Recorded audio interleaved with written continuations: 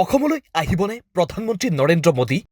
নিৰ্বাচনৰ পূৰ্বে ঘোষণা কৰি যোৱা কোটি কোটি টকাৰ প্ৰকল্পৰ বিষয়ে বাৰু তেওঁৰ মনত আছেনে?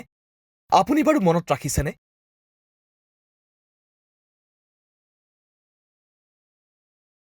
অসমত উপস্থিত হৈ নিৰ্বাচনৰ পূৰ্বে ঘোষণা কৰি যোৱা প্ৰকল্পৰ আধাৰশিলা স্থাপন কৰিবহি লাগে প্ৰধানমন্ত্ৰীয়ে। সংসদৰ বাজেট অধিৱেশন শেষ হ'ব 12 আগষ্টত।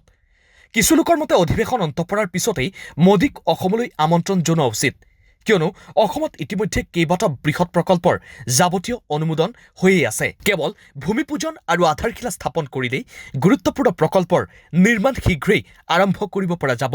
ইতিপূৰ্বে কেন্দ্ৰীয় চৰকাৰে ঘোষণা কৰিছিল 1473.77 কোটি টকাৰে শৰাইঘাট দলঙৰ কাষত নতুন পথ আৰু ৰেল দলং নিৰ্মাণ কৰা হ'ব।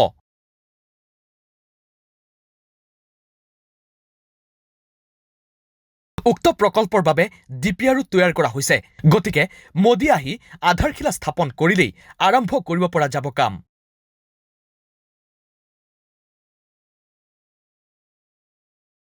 $2,333.84 কোটি টকা ব্যয়েৰে আকৌ 140 কিলোমিটাৰ দৈৰ্ঘ্যৰ লামডিং ফৰকাটিং ৰেলপথৰ ডাবলিং কৰিবলৈ সিদ্ধান্ত লোৱা হৈছে।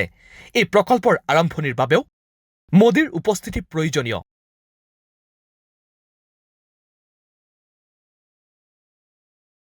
তদুপৰি কাজিৰঙাত এলিভেটেড কৰিডৰ সাজিবলৈ ধাৰ্য কৰা হৈছে প্ৰায় 6,000 কোটি টকা। এতিয়া মোদী অসমলৈ আহিলেই এলিভেটেড কৰিডৰ নিৰ্মাণ আৰম্ভ কৰিব পৰা যাব।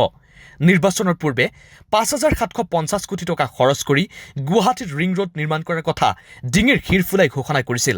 গতিকে এতিয়া মোদীয়ে উক্ত প্ৰকল্পৰো নিৰ্মাণৰ আধাৰশিলা স্থাপন কৰিব লাগে।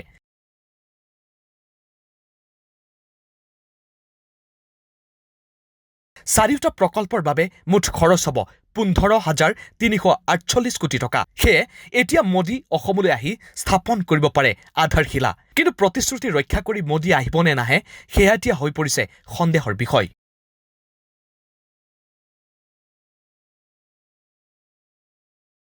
News desk, times media 24।